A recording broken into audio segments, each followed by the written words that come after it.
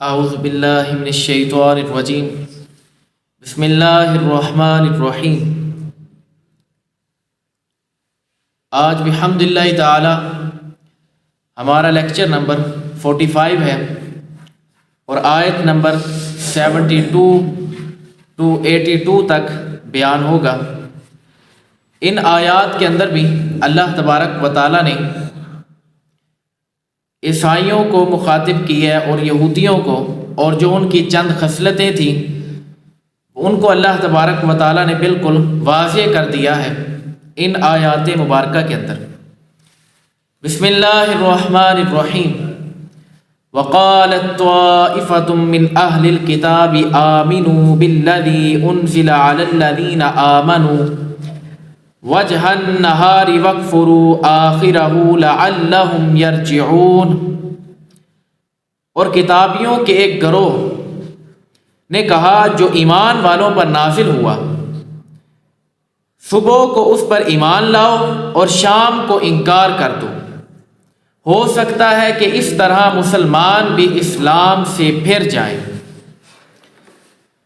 یعنی کہ یہودیوں نے اسلام کی مخالفت میں اس قدر پروپیگنڈا کیا اور اس قدر گندگی پھیلائی۔ انہوں نے خیبر کے جو 12 یہودی تھے علماء، انہوں نے آپس میں یہ مشورہ کیا کہ ہم اس طرح کرتے ہیں کہ بیچ میں مسلمانوں کے ایک افواہ پھیلا دیتے ہیں کہ ہم صبح یہودی تھے، اب شام کو مسلمان ہیں، پھر صبح یہودی ہو جائیں گے، تو اس کے ساتھ مسلمانوں کے ایمان کے اوپر ڈاکہ ڈلے گا اور مسلمانوں کا ایمان بھی کمزور پڑنا شروع ہو جائے گا۔ تو لہٰذا اس وجہ سے جب انہوں نے یہ حربہ استعمال کرنے کی کوشش کی تو اللہ تبارک و تعالیٰ نے فرمایا کہ بڑے ایسے گروہ والے ہیں جو کتابیوں کا ایک گروہ ہے، ان میں سے وہ یہ بھی چاہتے ہیں کہ اسلام سے مسلمان پھر جائیں، اور ایسا ہو نہیں سکتا کہ جو بندہ مسلمان ہو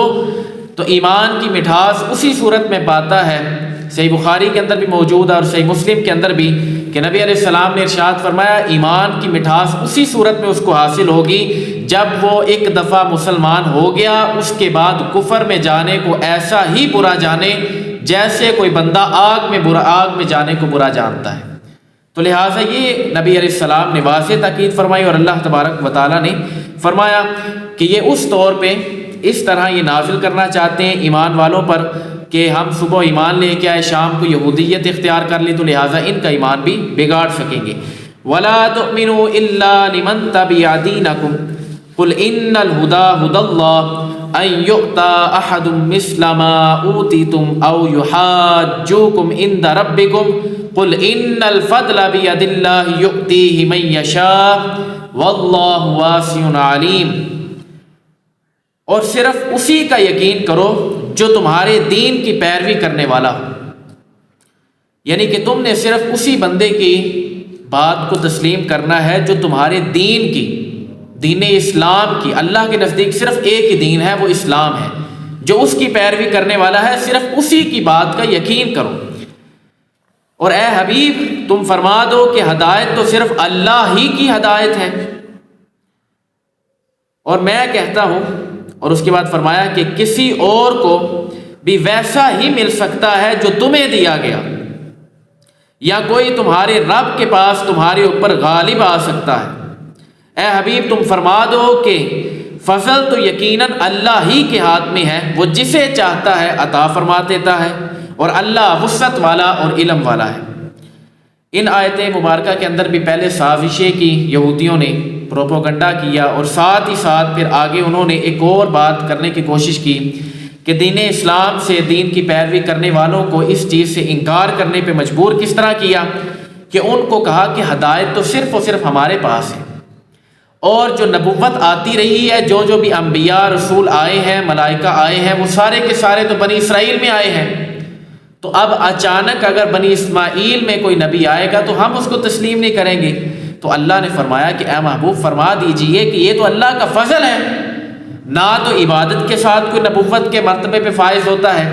نہ کوئی بندہ تہجد گزار ہو تو وہ بندے کو نبوت ملتی ہے، بلکہ واللہ یؤتیہ من یشاء، جس کو اللہ چاہتا ہے اس کو نبوت عطا فرماتا ہے۔ تو یہ اللہ کی مرضی تھی کہ پہلے بنی اسرائیل میں آئی تھی، اب اچانک بنی اسماعیل میں آ گئی، تو یہ اللہ کی مرضی ہے۔ تو تمہارا حق یہ ہے کہ تم اس اللہ کی جو وسعت والا ہے، علم والا ہے، اس کی پیروی کرو، نہ کہ اپنے شک و شبہات کے اندر پڑے دین اسلام سے منکر ہوتے جاؤ۔ اس چیز سے اللہ تبارک و تعالیٰ نے اس آیت مبارکہ کے اندر روکا اور کہا کہ ہدایت بھی اللہ کی طرف سے ہے، فضل بھی اللہ کی طرف سے ہے۔ یہاں پہ فضل آپ مراد لے لیں نبوت کے طور پہ، وہ جس کو چاہے نبوت عطا فرمائے، یہ اللہ کی مرضی ہے، تو اس کے اوپر اللہ کے فیصلوں کے اوپر کوئی بندہ پکڑ یا گرفت نہیں کر سکتا۔ یختص برحمتہ من یشاء واللہ ذو الفضل العظیم، وہ اپنی رحمت کے ساتھ جسے چاہتا ہے خاص فرما لیتا ہے، اور اللہ بڑے فضل والا ہے۔ تو یہ اللہ تبارک و تعالیٰ اپنی رحمت کے ساتھ جسے چاہے، یعنی نبوت، تو یہ رحمت ہے جس کے اوپر اللہ تبارک و تعالیٰ خاص کرنا چاہے، یہ اللہ کی مرضی ہے۔ نہ اللہ سے کوئی یہ چیز پوچھ سکتا ہے کہ اس نے اس طرح کیوں کیا یا اس طرح کیوں نہ کیا، یہ پوچھنے والا بندہ بھی دائرہ اسلام سے خارج ہو جائے گا، کیونکہ اللہ رب کہتے ہی اس کو ہے۔ جب ہم نے رب جو تسلیم کر لیا تو رب تو کہتے ہی اس کو ہے جس کی ہر طرح کی بادشاہت ہو، وہ جو چاہے کر سکے۔ تو یہ اللہ تبارک و تعالیٰ کی شان ہے، اس میں اللہ تبارک و تعالیٰ فضل والا ہے، اور یہ جس کے اوپر اللہ تبارک و تعالیٰ فضل فرمانا چاہے، جس کے اوپر رحمت فرمانا چاہے، یہ اللہ کی مرضی ہے۔ وَمِنْ أَهْلِ الْكِتَابِ مَنْ إِنْ تَأْمَنْهُ بِقِنْطَارٍ يُؤَدِّهِ إِلَيْكَ وَمِنْهُمْ مَنْ إِنْ تَأْمَنْهُ بِدِينَارٍ لَا يُؤَدِّهِ إِلَيْكَ إِلَّا مَا دُمْتَ عَلَيْهِ قَائِمًا۔ اب بڑی خوبصورت بات کی، اور اہل کتاب میں کوئی تو وہ ہے کہ اگر تم اس کے پاس ایک ڈھیر بھی امانت رکھ دو تو وہ تمہیں پورا پورا ادا کر دے گا، اور انہی میں سے کوئی وہ ہے کہ اگر تم اس کے پاس ایک دینار رکھ دو امانت کے طور پہ، تو جب تک اس کے سر پہ کھڑے نہیں رہو گے وہ تمہیں ادا نہیں کرے گا۔ تو یہ اللہ تبارک و تعالیٰ کی عطا ہے۔ اور یہ دیکھیں کہ اہل کتاب میں سے بعض لوگ ایسے ہیں کہ ان کو ڈھیروں، سینکڑوں، کروڑوں روپے بھی اگر امانت کے طور پہ دے دیے جائیں تو وہ اس کی حفاظت رکھتے ہیں، اور وقت آنے پہ جو وقت مقرر ہوتا ہے وہ پوری انصاف کے ساتھ واپس بھی کر دیتے ہیں۔ لیکن جو لوگ اس طرح کے ہوتے ہیں کہ جن کے دلوں کے اندر کھوٹ ہے، ان کے پاس اگر آپ ایک درہم یا ایک دینار بھی رکھیں گے نا، یا اپنے لفظوں میں آپ سمجھ لیں کہ 50-100 روپیہ بھی رکھیں گے نا اس کے پاس، تو شام تک جب تک وہ لینا ہے تب تک اگر آپ اس کے سر پہ کھڑے نہیں ہوں گے نا، تب تک وہ آپ کو آپ کے پیسے واپس نہیں کرے گا۔ اس طرح کے بھی بدبخت بیچ میں موجود ہیں، اور یہ اللہ تبارک و تعالیٰ نے فرمایا ذَلِكَ بِأَنَّهُمْ قَالُوا لَيْسَ عَلَيْنَا فِي الْأُمِّيِّينَ سَبِيلٌ وَيَقُولُونَ عَلَى اللَّهِ الْكَذِبَ وَهُمْ يَعْلَمُونَ۔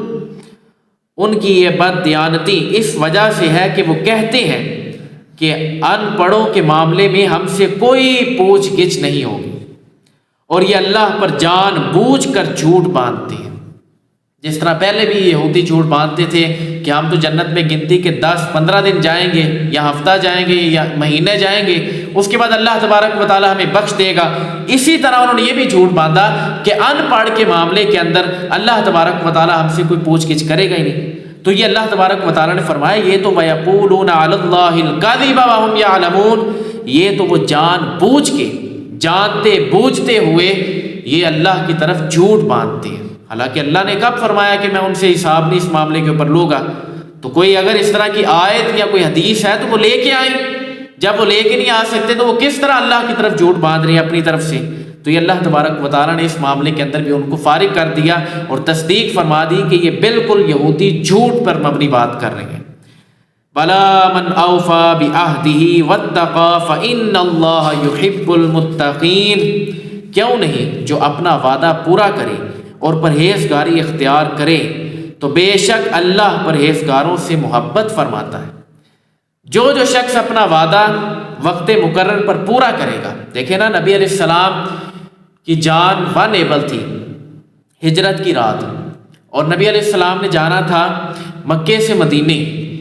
لیکن اپنی امانتیں بھی واپس کرنی تھی اور فکر تھی، حالانکہ یہاں سے نکلنے کی جلدی ہونی چاہیے تھی، نہ کہ یہ کہ میری جیب میں تو امانتیں پڑی ہیں۔ نبی علیہ السلام نے اسی وقت حضرت علی المرتضیٰ شیر خدا کرم اللہ تعالیٰ وجہ الکریم کو بلایا اور ان کو کہا کہ یہ امانتیں رکھو اور میرے بستر پہ لیٹ جاؤ، اور صبح یہ امانتیں واپس کر کے پھر آ جانا مدینے ہجرت کر کے۔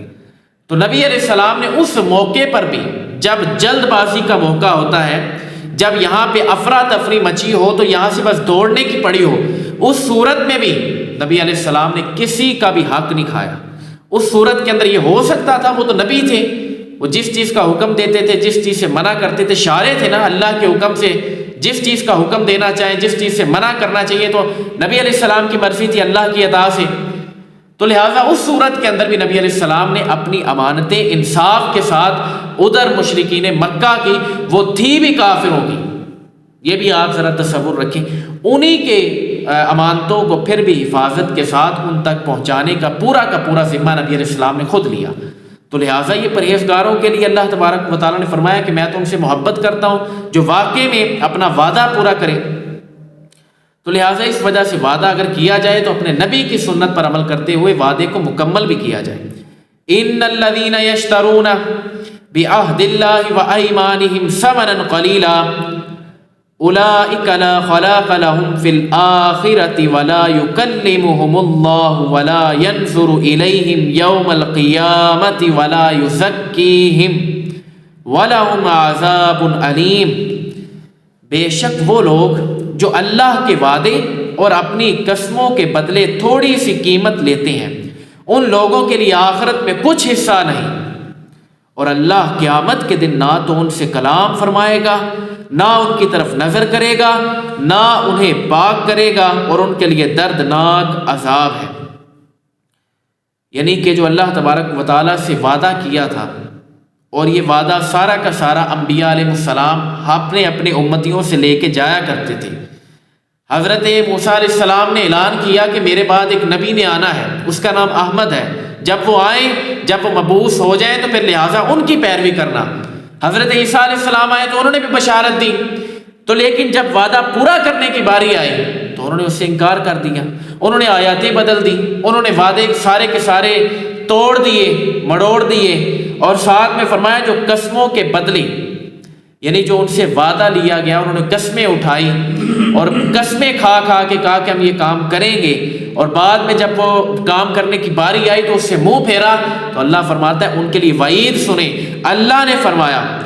وَلَا يُكَلِّمُهُمُ اللَّهُ کہ اللہ ان سے کلام نہیں فرمائے گا، اور فرمایا وَلَا يَنظُرُ إِلَيْهِمْ يَوْمَ الْقِيَامَةِ اور قیامت کے دن جب سب سے زیادہ حاجت نظر کرم کی ہوگی، اللہ کی نظر پڑ جائے اس کی ہوگی، نظر رحمت کی ہوگی، اس وقت بھی اللہ اس کی طرف نظر کرم نہیں فرمائے گا۔ فرمایا وَلَا يُزَكِّيهِمْ اور نہ انہیں پاک کرے گا، اور ان کے لیے دردناک عذاب ہے، یہ اللہ تبارک و تعالیٰ نے فرمایا۔ اسی کے سپورٹڈ صحیح مسلم کی حدیث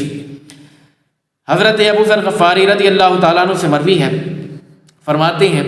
کہ سرکار دو عالم صلی اللہ علیہ وآلہ وسلم نے فرمایا 3 لوگ ایسے ہیں روز قیامت نہ تو اللہ ان سے کلام فرمائے گا، اور نہ ان کی طرف نظر رحمت فرمائے گا، اور نہ انہیں گناہوں سے پاک کرے گا۔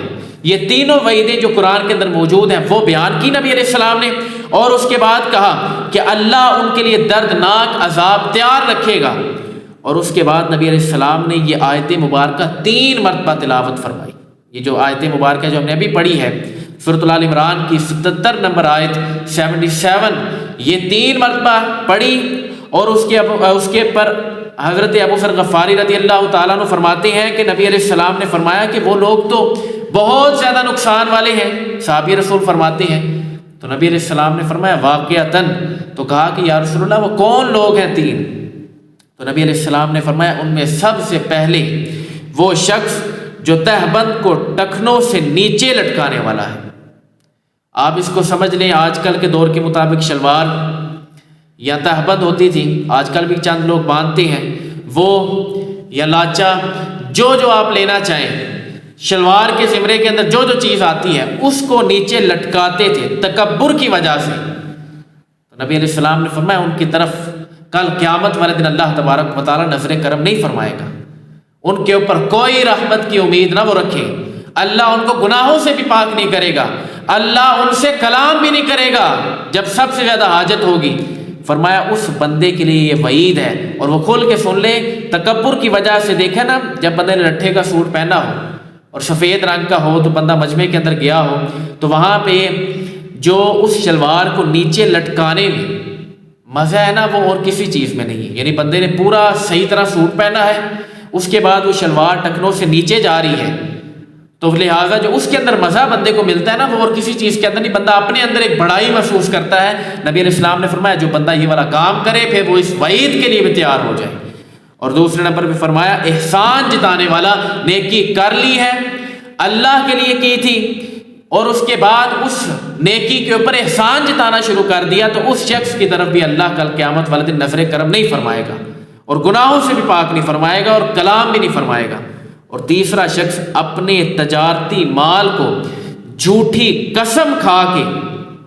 بیچنے والا، اس کو نکالنے والا، فرمایا اس شخص کی طرف بھی اللہ تبارک و تعالی نظر کرم نہیں فرمائے گا، نہ اس کو گناہوں سے پاک فرمائے گا، نہ اس سے کلام کرے گا۔ تو لہٰذا ان تینوں کے معاملے کے اندر ہمیں ڈرنا چاہیے، اللہ کے حضور معافی مانگنی چاہیے، اور اس چیز کا خیال رکھنا چاہیے۔ اللہ تبارک و تعالی ہمیں ان سارے افعال سے محفوظ فرمائے۔ وَإِنَّ مِنْهُمْ لَفَرِيقًا يَلْوُونَ أَلْسِنَتَهُمْ بِالْكِتَابِ لِتَحْسَبُوهُ مِنَ الْكِتَابِ وَمَا هُوَ مِنَ الْكِتَابِ وَيَقُولُونَ هُوَ مِنْ عِنْدِ اللَّهِ وَمَا هُوَ مِنْ عِنْدِ اللَّهِ وَيَقُولُونَ عَلَى اللَّهِ الْكَذِبَ وَهُمْ يَعْلَمُونَ۔ اور یقیناً ان اہل کتاب میں سے کچھ وہ ہیں جو زبان کو مروڑ کر کتاب پڑھتے ہیں تاکہ تم سمجھو کہ یہ بھی کتاب کا حصہ ہے، حالانکہ وہ کتاب کا حصہ نہیں ہے، اور یہ لوگ کہتے ہیں یہ اللہ کی طرف سے ہے، حالانکہ وہ ہرگز اللہ کی طرف سے نہیں ہے، اور یہ لوگ جان بوجھ کر اللہ پر جھوٹ باندھتے ہیں۔ یہ یہودیوں کی چند خصلتیں تھیں، اہل کتاب یہودی نصرانی، تو ان کے اندر یہ چند خصلتیں تھیں کہ جب وہ تورات پڑھا کرتے تھے تو ان میں الفاظوں کو مروڑ دیا کرتے تھے، جو الفاظ سیدھا سیدھا چل رہا ہے اس کو مروڑ کے پڑھنا تاکہ اس کا مفہوم ترجمہ بدل جائے، اور جو سامنے والے لوگ ہیں وہ یہ سمجھے کہ یہ کچھ سارا کچھ قرآن اس کے اندر تورات اور انجیل کے اندر لکھا ہوا ہے، تو لہٰذا ہم اس کے مطابق عمل کریں گے۔ اچھا، اب وہ لکھا ہوتا تھا، اس کے مطابق عمل کریں گے، تو فرمایا کہ لوگ یہ سمجھتے ہیں کہ یہ کتاب کا حصہ ہی بن گیا ہے۔ اچھا، اب کتاب کا حصہ حالانکہ وہ ہوتا نہیں، تو فرمایا یہ والے جو لوگ ہیں نا یہ جانتے بھی ہیں کہ یہ کیا کر رہے ہیں، اور اللہ ہرگز ان کی طرف سے نہیں کوئی بھی وبال اٹھائے گا۔ پھر یہ تیار ہو جائیں کہ یہ جو اللہ کی طرف جان بوجھ کر جھوٹ باندھ رہے ہیں نا، اس چیز کا جو عذاب ان پر ملے گا نا، ان کو مسلط ہوگا، یہ پھر اس چیز کے لیے تیار رہیں کہ پوری کی پوری کتاب کے الفاظ ہی بدل رہے ہو، اس کا مفہوم ہی لوگوں تک غلط ڈلیور کر رہے ہیں، اور ہر طرح غلطی پر مبنی باتیں کر رہے ہیں، تو لہٰذا اس سے بچو، یہ اللہ تبارک و تعالیٰ نے فرمایا۔ اور جھوٹ باندھ رہے ہو یار، صحیح مسلم کے اندر نبی علیہ حضرت علی المرتضیٰ سے روایت مل جائے گی آپ کو، نبی علیہ السلام نے فرمایا کہ جو شخص جان بوجھ کے مجھ محمد صلی اللہ علیہ وآلہ وسلم پر جھوٹ باندھے تو وہ اپنا ٹھکانہ جہنم میں تلاش کر۔ یعنی بندہ چار بندوں کے درمیان بیٹھا تھا، جھوٹ نبی علیہ السلام پر باندھ دیا کہ نبی علیہ السلام نے یہ فرمایا ہے، تو فرمایا وہ اپنا ٹھکانہ جہنم کے اندر تلاش کرے۔ اب یہ والی بات تو نبی علیہ السلام تک ہے، عقیدہ رسالت تک ہے، جب یہ عقیدہ توحید کے ساتھ ٹکرائے گی کہ اللہ کی طرف بندہ جھوٹ باندھے تو سوچیں اس کے لیے کیا ٹھکانہ ہوگا۔ اس نے تو رب ذوالجلال کے ساتھ جھوٹ باندھا ہے کہ اس نے ہمارے ساتھ یہ بھی وعدہ کیا تھا، حالانکہ اللہ نے کیا ہی نہیں۔ اللہ تبارک و تعالیٰ نے یہ بھی کہا تھا کہ گنتی کے چاند دن بس ہم جہنم میں رہیں گے پھر جنت میں چل جائیں گے، حالانکہ اللہ نے یہ کہا ہی نہیں۔ تو لہٰذا یہ والے جو الفاظ یہودی استعمال کیا کرتے تھے، ان کی پکڑ ہوگی، گرفت ہوگی، اور وہ تیار رہیں کہ ان کے لیے کتنا دردناک عذاب تیار ہے۔ ما كان لبشر ان يؤتيه الله الكتاب والحكم والنبوة ثم يقول للناس كونوا عبادا لي من دون الله ولكن كونوا ربانيين بما كنتم تعلمون الكتاب وبما كنتم تدرسون۔ اب یہاں پہ آیت مبارکہ کے اندر بہت ہی خوبصورت بات کی جو یہودی اور عیسائی ڈکلیئر کیا کرتے تھے انبیاء علیہ السلام کے بارے میں، تو اللہ نے واضح کر دیا۔ ترجمہ، کسی آدمی کو یہ حق حاصل نہیں کہ اللہ اسے کتاب، حکمت، نبوت عطا کرے، پھر وہ لوگوں سے کہے کہ اللہ کو چھوڑ کر میری عبادت کرنے میں لگ جاؤ۔ میری عبادت کرنے والے بن جاؤ، بلکہ وہ یہ کہے گا کہ اللہ والے ہو جاؤ، کیونکہ تم کتاب کی تعلیم دیتے ہو اور اس لیے کہ تم خود بھی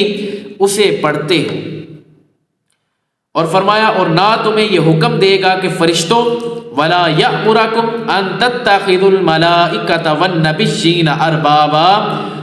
ایأمرکم بالکفر بعد اذ انتم مسلمون، اور نہ تمہیں یہ حکم دے گا کہ فرشتوں اور نبیوں کو رب بنا لو، کیا وہ تمہیں تمہارے مسلمان ہونے کے بعد کفر کا حکم دے گا؟ اس آیت مبارکہ کے اندر اس چیز کو واضح کر دیا کہ حضرت عیسیٰ علیہ السلام کے ماننے والے اور حضرت موسیٰ علیہ السلام کے ماننے والے یہودی اور عیسائی وہ یہ کہا کرتے تھے کہ یہودی کہا کرتے تھے کہ حضرت عزیر اللہ کے بیٹے ہیں، عیسائی کہا کرتے تھے کہ حضرت عیسیٰ علیہ السلام اللہ کے بیٹے ہیں۔ تو ان دونوں کو مخاطب کیا کہ جس کو ہم نے نبوت عطا فرمائی، جس کو ہم نے حکمت عطا فرمائی، جس کو ہم نے کتاب عطا فرمائی، جب وہ تمہارے پاس کتاب حکمت نبوت لے کے آیا تو کیا اس کے بعد وہ تمہیں یہ حکم دے گا کہ میری عبادت کرو؟ یعنی کہ حضرت عیسیٰ علیہ السلام تمہیں یہ حکم دیں گے کہ میری عبادت کرو، حالانکہ جو ان کے پاس کتاب موجود ہے وہ بھی ہم نے عطا کی ہے، حالانکہ جو ان کے پاس نبوت موجود ہے وہ بھی ہم نے عطا کی ہے۔ حضرت عزیر علیہ السلام کے بارے میں بھی سیم ٹو یو، اسی طرح سب کچھ تو ہم نے عطا کیا، تو وہ کس طرح کہہ سکتا ہے کہ میری عبادت کرو؟ بلکہ تم جھوٹ کہہ رہے ہو۔ جو یہ نبی تھے نا، انہوں نے جب بھی دعوت دی ہے تو وہ عقیدہ توحید کی دی ہے، انہوں نے جب بھی دعوت حق دی ہے تو وہ یہی دی ہے کہ اللہ کی طرف متوجہ ہو جاؤ، انہوں نے جب بھی بات کی ہے تو یہی کی ہے کہ اللہ کی طرف آ جاؤ۔ تو لہٰذا یہ تو تم ان کے اوپر صریح جھوٹ بول رہے ہو، تو لہٰذا وہ تمہیں یہ کبھی حکم نہیں دے سکتے کہ تم پہلے مسلمان تھے اب بعد میں تم کفر کر بیٹھو۔ تو لہٰذا اس چیز کا بھی تم خیال رکھو کہ تم تو وہ باتیں کر رہے ہو جو بالکل عقل میں آنے والی نہیں ہے، کہ جس کو سارا کچھ ہم نے عطا کیا وہ تمہیں کس طرح غلط کہہ سکتے ہیں۔ وَإِذْ أَخَذَ اللَّهُ مِيثَاقَ النَّبِيِّينَ لَمَا آتَيْتُكُم مِّن كِتَابٍ وَحِكْمَةٍ ثُمَّ جَاءَكُمْ رَسُولٌ مُّصَدِّقٌ لِّمَا مَعَكُمْ لَتُؤْمِنُنَّ بِهِ وَلَتَنصُرُنَّهُ قَالَ أَأَقْرَرْتُمْ وَأَخَذْتُمْ عَلَىٰ ذَٰلِكُمْ إِصْرِي قالوا اقررنا قال فاشهدوا وانا معكم من الشاهدين فمن تولى بعد ذلك فاولئك هم الفاسقون۔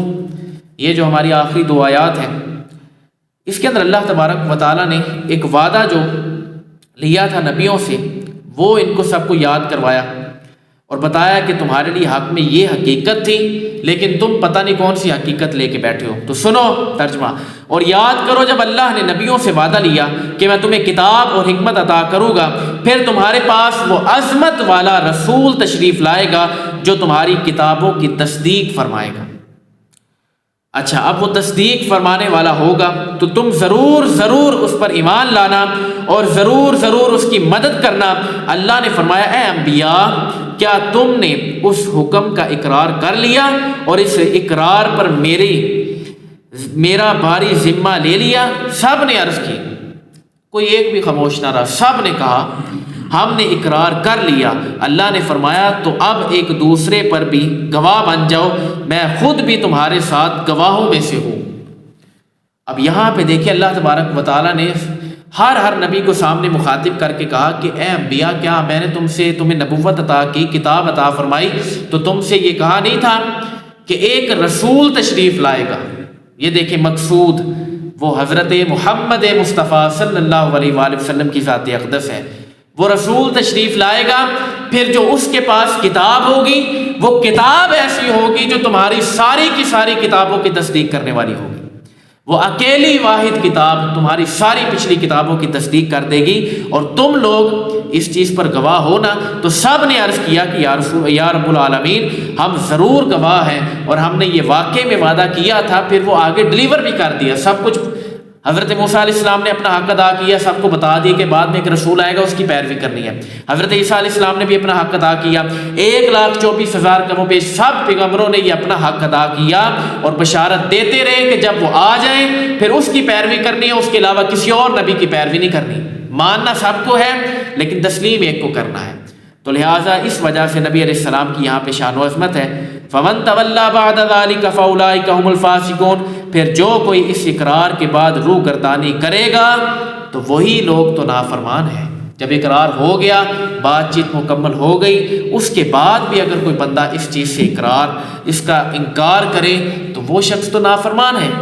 وہ چاہے کوئی بھی ہو، جتنے مرضی اعلیٰ منصب کا ہو، اگر اس نے ان میں سے کسی ایک چیز کا بھی انکار کیا وہ بندہ پھر فاسقوں میں سے ہے، اعلانیہ گناہ کرنے والوں میں سے ہے، وہ بندہ نافرمان ہے۔ اللہ کے حضور باقی جتنا مرضی نیکوکار ہو، اللہ کے حضور اس کے سارے اعمال برباد ہیں۔ تو لہٰذا اپنے آپ کو انبیاء علیہ السلام کی دلوں کے اندر محبت قائم رکھیں اور حضور ختم المرسلین صلی اللہ علیہ وسلم کی پیروی اور اطاعت کے اوپر زندگی گزاریں۔ اللہ تبارک و تعالی ہمیں عمل کرنے کی توفیق عطا فرمائے۔ وما علینا الا البلاغ المبین۔